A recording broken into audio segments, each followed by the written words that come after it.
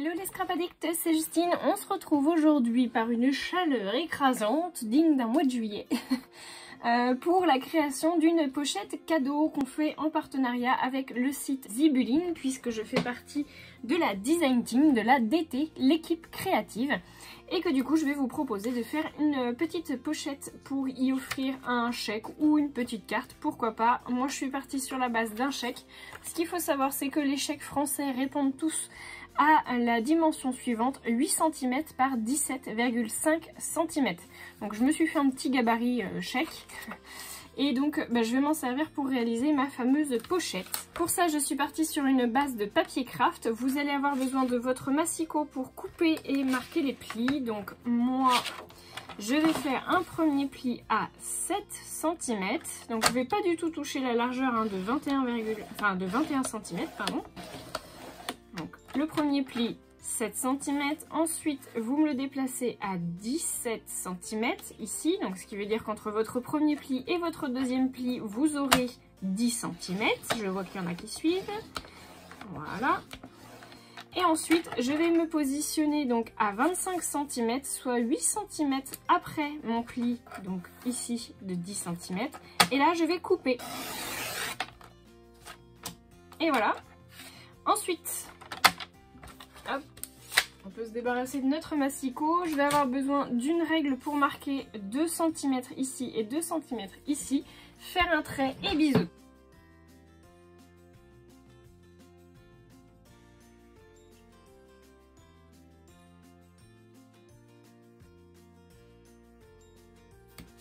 Et voilà, votre pochette, elle est déjà quasiment finie, si on peut dire, au niveau du coup en tout cas de la structure. Et donc vous voyez que votre petit chèque rentre facilement à l'intérieur. Vous avez un petit peu plus d'espace pour pouvoir y mettre une carte en longueur, une slimline card.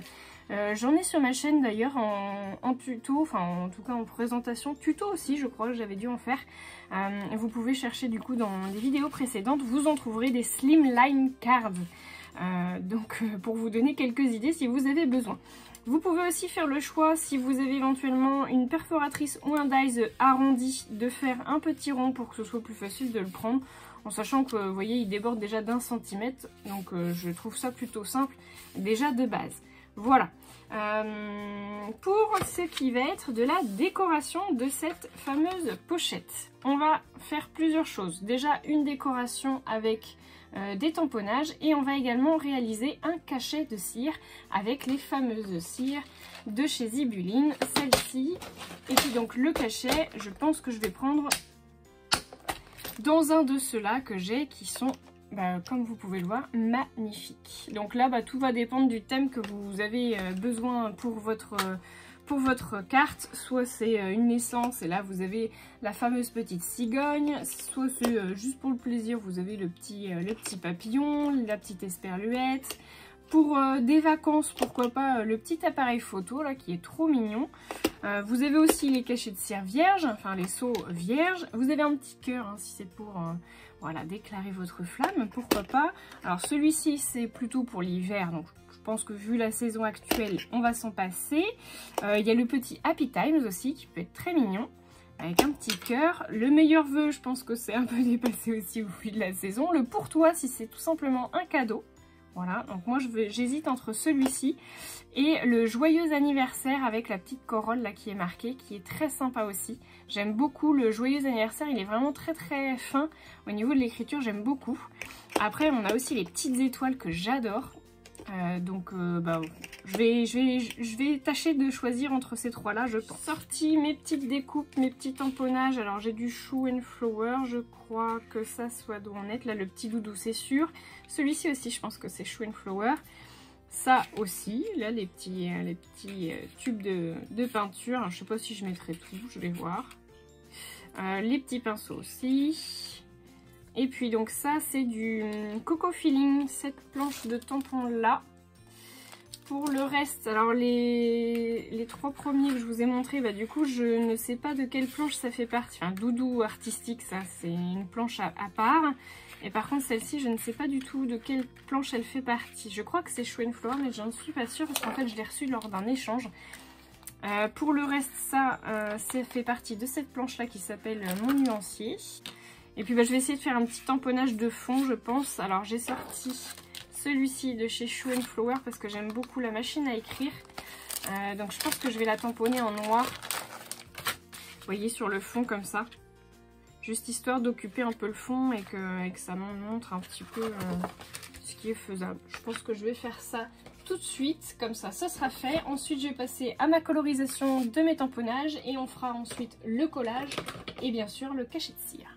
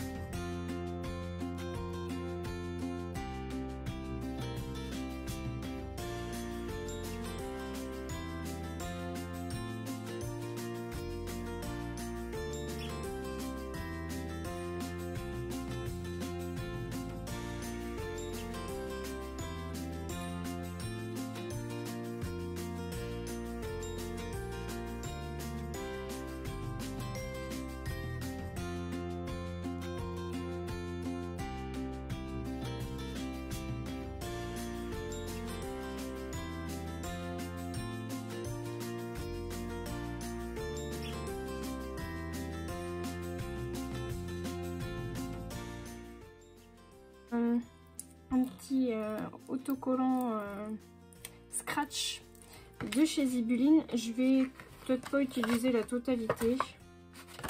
Je vais le couper en 4.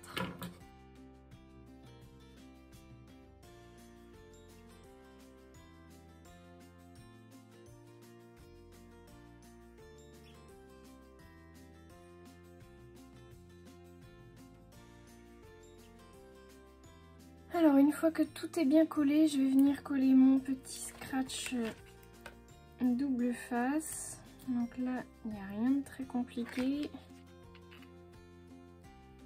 Alors, je sais pas trop, je vais mettre peut-être plus par là. Hop. Et voilà. La pochette ferme. Tadam! Ma petite pochette, elle est quasiment finie. Alors je vais venir... Je pense rajouter des petites drops rouges. Donc ça va être ma dernière petite astuce. C'est quand vous avez fini de couler votre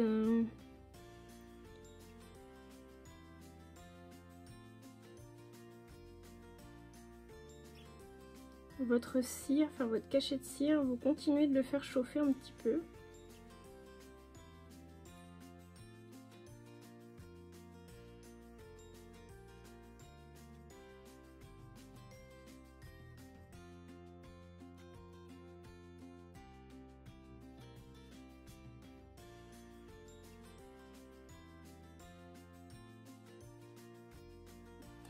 Et voilà, ma petite pochette est terminée. Vous avez donc suivi la totalité du tuto. J'espère vraiment que ça vous aura plu. Si jamais vous recommencez la création avec des choses similaires, en tout cas le format similaire à celui-ci, et bien à ce moment-là, je vous invite à me faire parvenir votre photo par mail. Je suis toujours preneuse de voir ce que vous avez fait au niveau de vos créations. Des fois, vous avez de très bonnes idées, donc je suis preneuse. En tout cas, moi, j'espère que les petites astuces vous plairont, que la colorisation aura été plus claire pour certaines. J'ai utilisé également les petites étiquettes breloques de chez Zibuline que vous retrouvez également sur le site internet, pardon, et qui sont en doré aussi. Vous voyez, comme celle-ci. Donc il y a deux types différents, celui-ci et les colliers, on va dire. Voilà, donc vous les avez en doré, en argenté. Vous retrouvez tout ça sur le site internet. Et j'ai également rajouté une petite étiquette qui est Vivre ses rêves. Donc juste pour info, chez Zibuline, vous avez des petites étiquettes comme ça. Vous avez donc les basiques, les planeurs, les fanions, la carterie et les écoliers. Donc vous les avez en vert, en bleu, en marron, en noir et blanc, en jaune, en orange et en rose. Je crois que j'ai toutes les couleurs. Voilà, donc je trouve que c'est vraiment un indispensable à avoir dans votre scrap room. Ça vous permet de mettre des petits sentiments et comme celui-ci, je trouve qu'il ressort très bien. Voilà, écoutez, comme d'habitude, n'hésitez pas à vous abonner à la chaîne si vous ne voulez pas louper les vidéos. Vous pouvez également activer la cloche des notifications. N'oubliez pas de mettre un petit pouce en l'air si vous avez aimé la création. Je vous fais de gros bisous à tous. Je vous laisse en compagnie des photos de la création pour y voir un petit peu plus clair. Et je vous fais de gros bisous à tous. Je vous l'ai déjà dit, je crois. À très bientôt pour de nouveaux tutos.